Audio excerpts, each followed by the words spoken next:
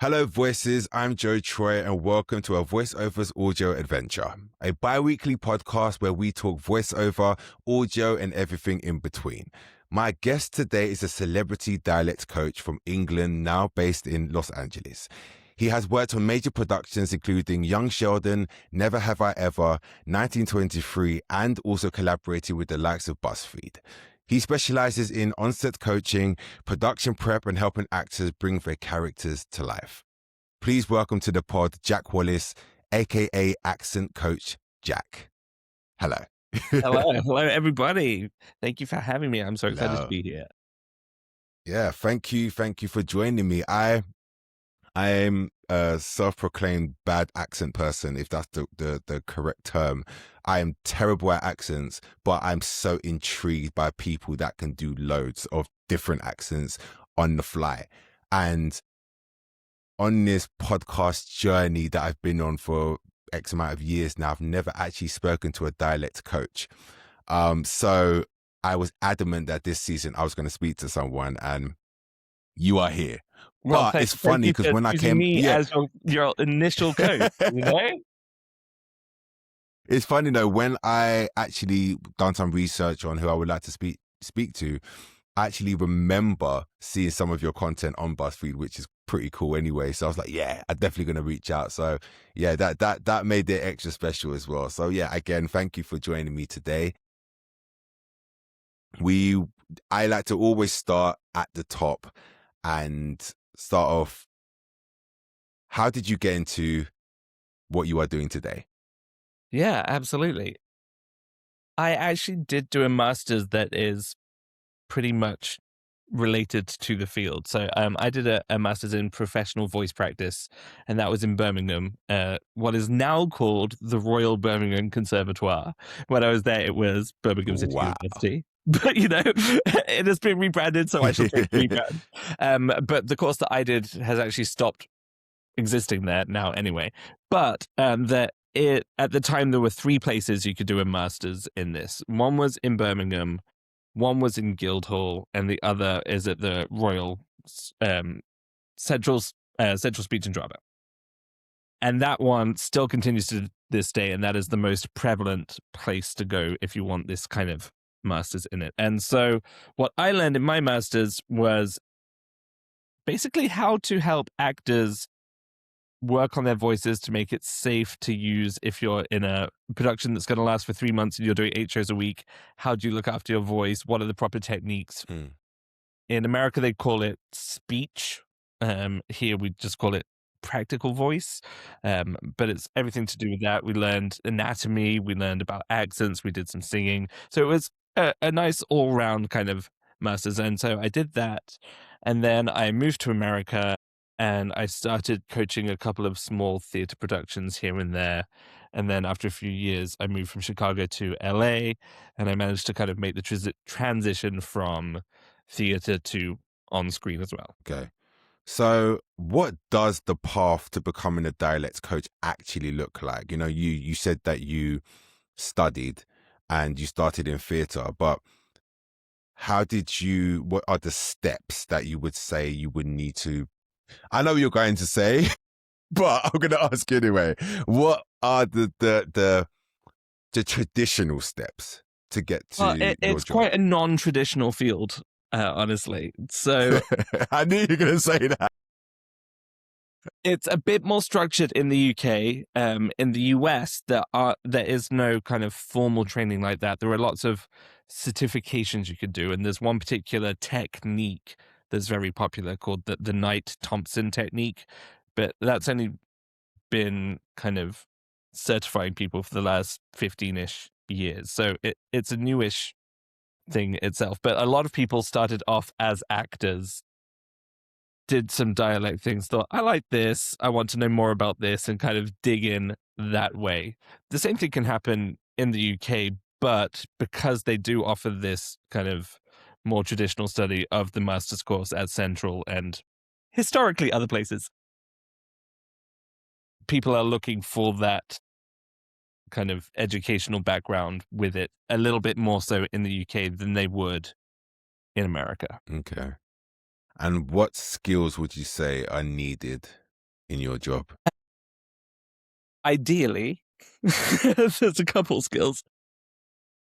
There's an understanding of how your anatomy actually works, because there is some science behind it, believe it or not. It's not just, oh, I'm good at this. The people can map out sounds on a diagram, and so ideally you should be able to look at that diagram and say, oh, this is the sound that they've written down here. And that's where the International Phonetic Alphabet comes in, and all these kind of extra tools that you don't need to know deeply as an actor, but as a coach, as somebody that's trying to teach other people that, you need to have these tools at your disposal so that you can quickly identify sounds and hear, just by hearing a sound, say, oh, this person needs to have more space at the back of their mouth, or they need to round their lips more to get from this sound to that sound. That's the kind of the technical side of it.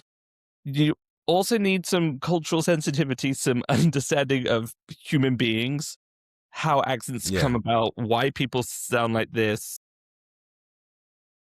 You need to have flexibility, because often people's idea of what an accent should sound like is not necessarily reflected by the people that speak that accent. And you also need to be able to work with people in a way that is encouraging and positive, because I think a lot of actors, especially people I see on a daily basis, they will come to me and say, oh, I've got this, I'm terrible at accents, but I've got to give it a go. And they're great. Yeah. We'll have an hour session and they'll leave sounding exactly how they needed to sound. But it's just they've had a bad experience with somebody that's been like, oh, you can't do this, you're terrible at this. So that's never going to help anybody get anywhere. So you need to have some kind of empathy in that regard as well. Yeah. This is a question I've always, wondered. I've looked it up, but I still wanted to ask you anyway. What is the difference between a dialect and an idiolect? What is that? Yeah. So that is a much easier question than the question I thought you were going to ask. So that's great. So an idiolect is the exact way one person speaks.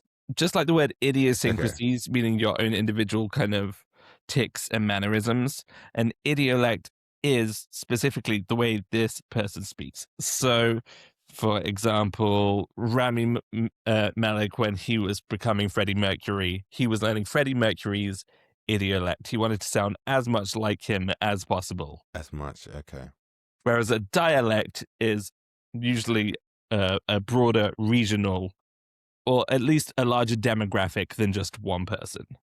Now, when it comes to the difference between an accent and a dialect, that's where things are much more I was going to ask that, actually. I was going to throw that in there. Yeah.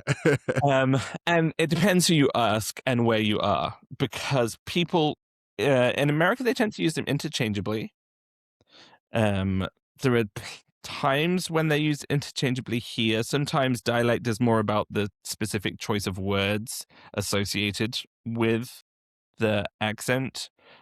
Saying, for example, like a bread roll that could be called like a bat or a cob or a batch or a roll, depending on where you're from.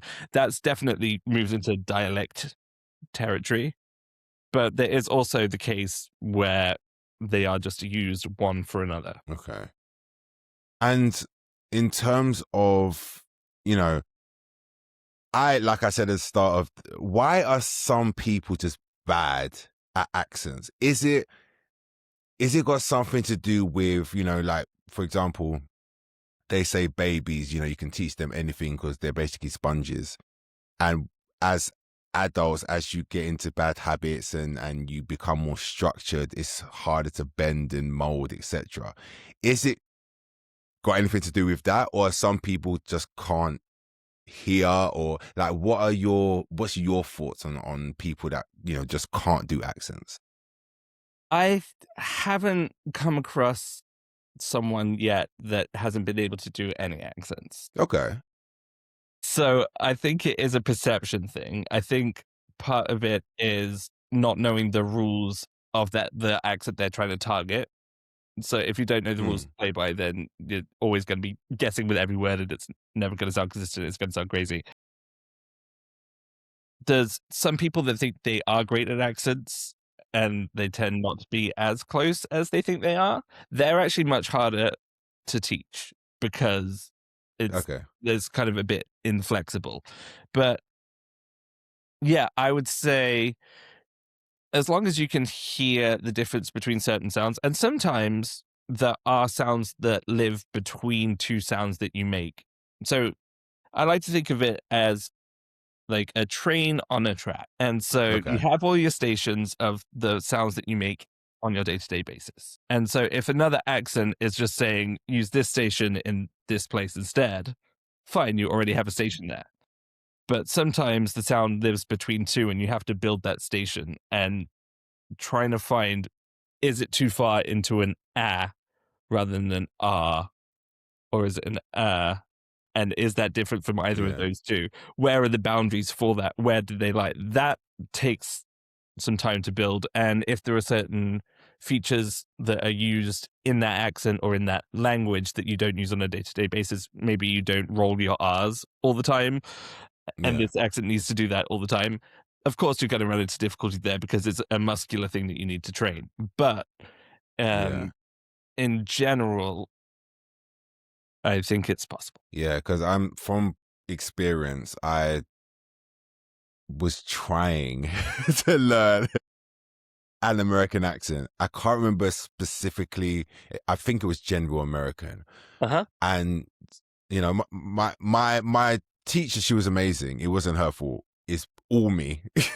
But we found out very quickly that because of my accent and I wasn't saying THs, for example, that was an issue for me to speak in a general American way. So I had to learn how to, use THs in my everyday. That was just one example. And, that was interesting because that was the first time I'd done language, and it actually taught me a lot about, my dialect and things that I don't even think about, and, things that, I needed to work on, etc. Do you think that's a fair assessment of my situation? And also another thing is, do you think it's more difficult for, say, a general American accent to learn I'm not going to say RP accent because I think that's a bit standard, but say just a general English accent, whatever that may be? There are different challenges both ways. And so I think you can still give yourself a bit more credit in general. Yeah. But that does bring up if you're not making the CH on a daily basis, then having to make it all the time in this accent, that's going to be a lot more muscular effort that you're not used to. And so it will take some time to train that. But it's not the most important thing to sound American. There are people that don't do that and they sound American. So there are ways to still get the result that you want without having to relearn everything. But the challenge for English people from England doing American accents is saying all of the R's all the time. And the trouble with Americans doing English accents, they don't use as many lip rounding sounds of like or and all the time. And so they find it hard to differentiate between those two. And then also it's this perception thing, because what I find is when Americans are new to learning an English accent of any kind, they'll go one of two ways. They'll either go, yeah, and now everything is, and it's completely cut off from the rest of their thing, or they'll suddenly be told like because they're not used to yeah. Exactly. So it's all stop and start. So it goes to one extreme or the other, and so it's finding the kind of the ease and the fluidity in the middle of those two things. How do you keep on top of dialects and accents and stuff like that? Because obviously this is your job, and language and dialects are changing all the time. How do you keep up to date with what's going on, and how do you actually teach yourself these things? Yeah, no, that's a great question.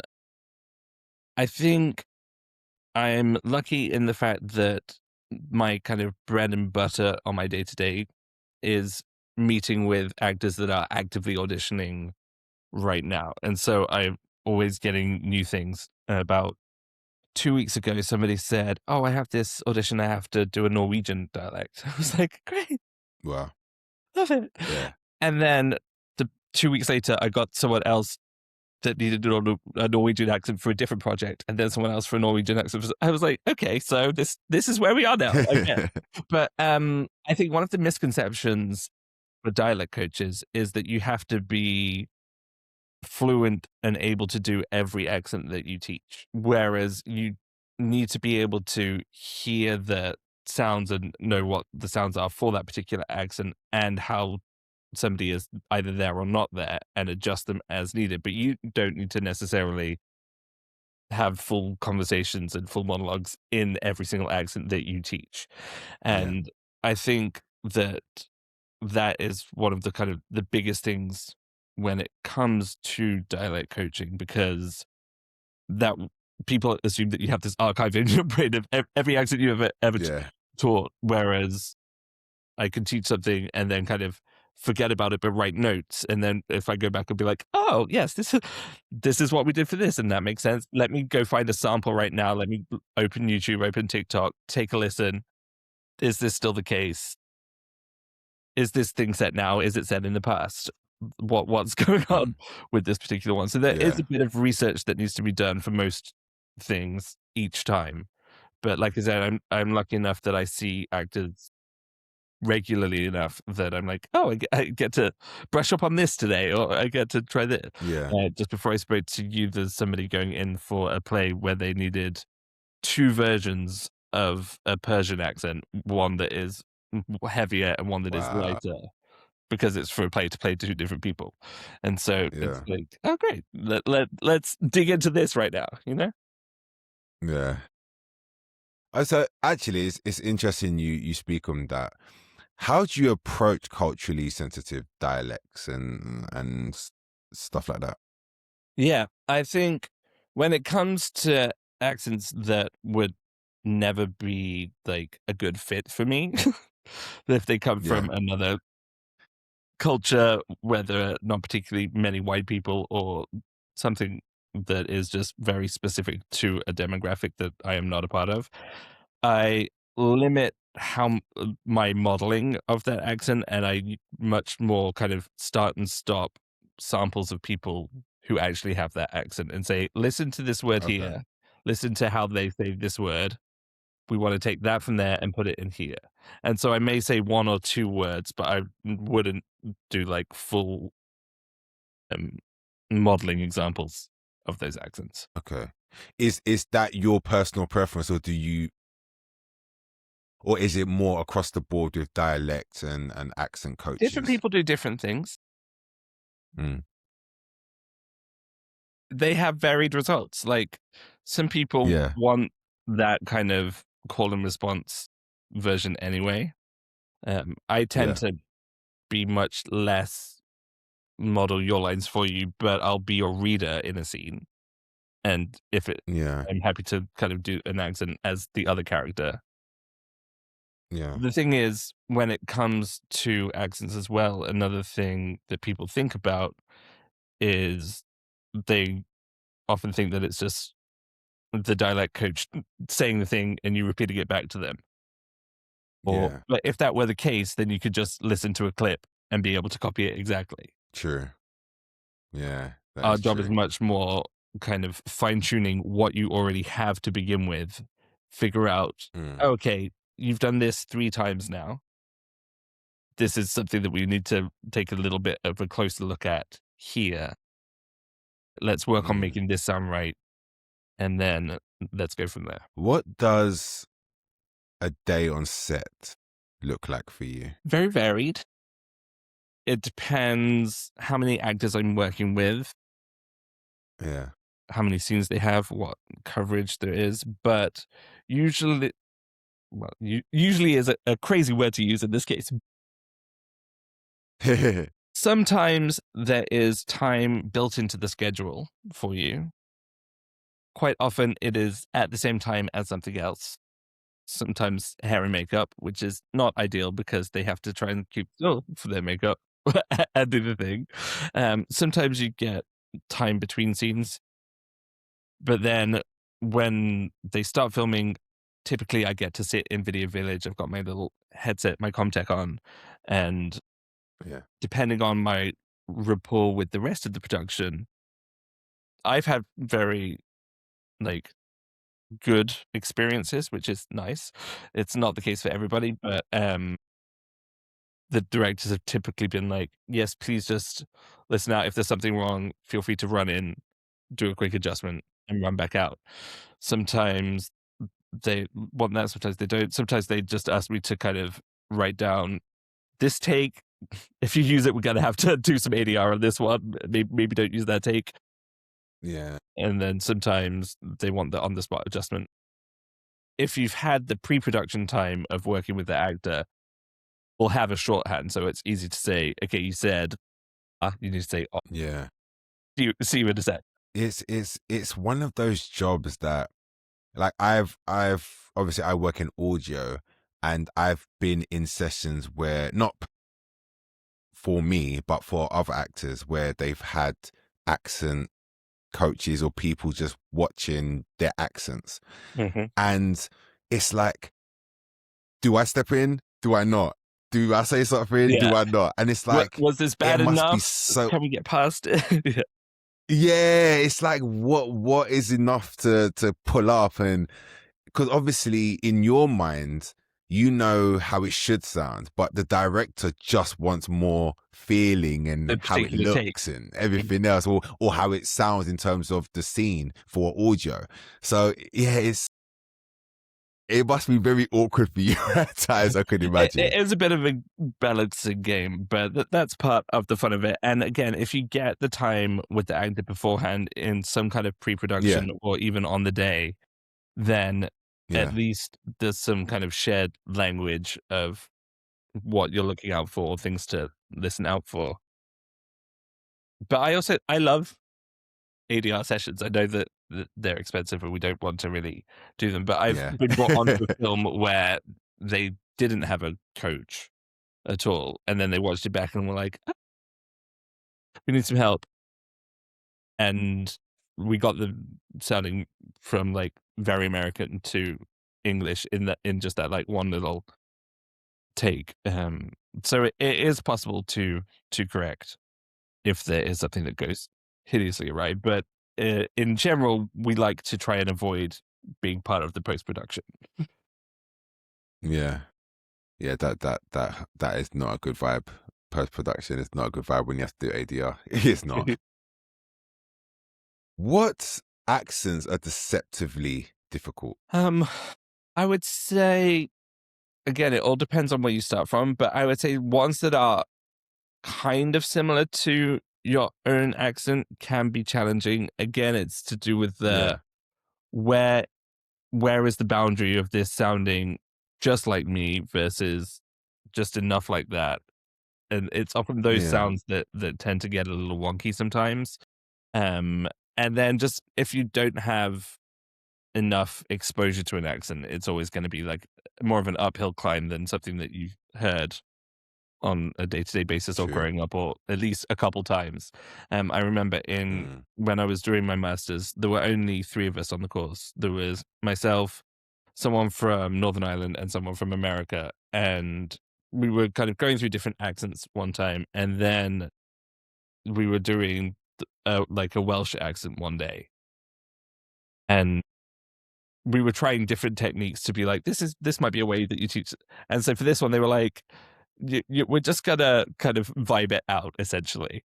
Yeah. But the American had never heard a Welsh accent before. Of course.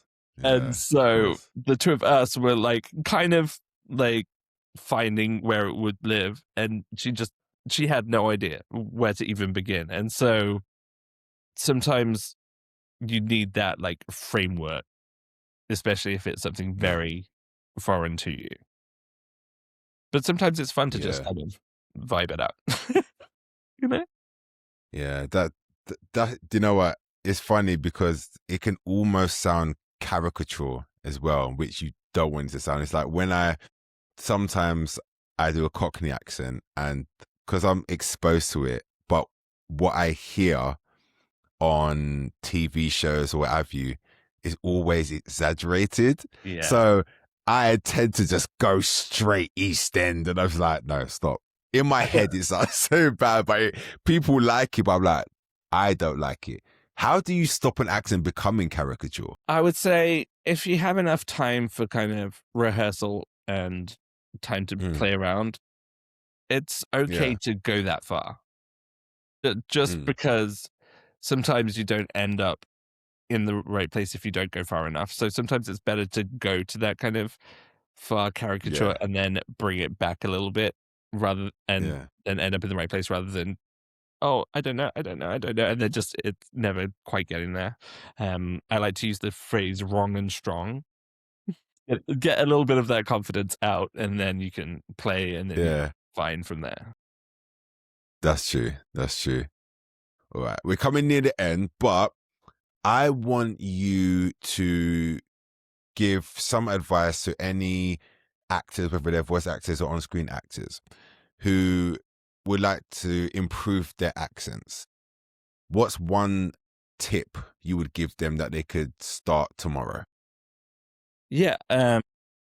Choose which accent you want to do, first of all, and then go online, go on social media, YouTube, TikTok, whatever your favorite one is. Find 3 people that speak like that are that you vaguely kind of vibe with, are in a similar demographic, or you just like their voices for some reason. Find 3 people, then from each of those people, take 2 sentences and write them down, and then just try mimicking as close as you can to sound like them. Don't listen as you're doing it. Take out your phone, press record, have a couple goes, stop, play it back. Because if you're trying to learn a new accent, do a new accent, listen to how good the accent is, and adjust it's way too many things. So you have to kind of start to separate it, and you have to get used to hearing yourself sounding crazy. Because it's always going to not sound like you. So it's always going to sound crazy to you whenever you do a different accent from you, because it's not how you sound on a day-to-day. So it's going to be weird. So you want to kind of jump in the deep end, just record it, and then take a listen back. And then it doesn't even have to be right then. You can come back to it later. And then with a more critical ear, be like, okay, that didn't sound like they said it. Why is that? And the good thing about all of these social media apps, YouTube, you can play it at half speed. TikTok, you can change the speed as well. Really take a listen. Am I as close to that as I possibly can be? And if not, how can I get closer? And then I like that. in a couple days, you will have 3 phrases that you can say in that accent. Okay. I'm gonna hold you to that. So I'm gonna do that and I'm gonna send it to you. And then you'll probably tell me it's trash anyway, but I'm gonna give it a try. Yeah, it's gonna be great. Do you have the accent in mind? I just really want to learn a general American. Like I'm still just set on, because I just feel it's just the basic one, like the first one you do in it. Like especially as an English actor, you just do American. So yeah, I want to do that. I want to pick a general American, but yeah, general American, and I'm just gonna go for it. And then yeah, I want to just annoy I believe in people you. and just keep I know sending for a them fact voice you can notes. do this. All right. In turn, Okay. if there's anyone out there that wants to be a dialect coach, what's one tip you would give them for, obviously apart from studying, what's the first thing you would get them to? I would say figure out the simplest way to teach sounds to someone that is not you. Because things make sense to ourselves. And so if some people kind of rewrite words, for example, so might write the word now. So you were doing it in like a Northern Irish accent of now, then you might put like NAI or something. Well, that means something to me, but it might mean something completely different to you. And so that's not a useful technique to pass on. So you have to figure out how can you get somebody to change the sound that they're making. What techniques do you have? And if you don't have any, then try and find some. Figure out. Yeah, exactly. All right. Before I let you go, I've got some quick fire questions I'm going to shoot at you. There's 5. And just give me the first thing that comes to your head. Okay. First one. Hardest accent for you personally? Geordie. Yeah, I can see that. All right. Most fun accent to coach?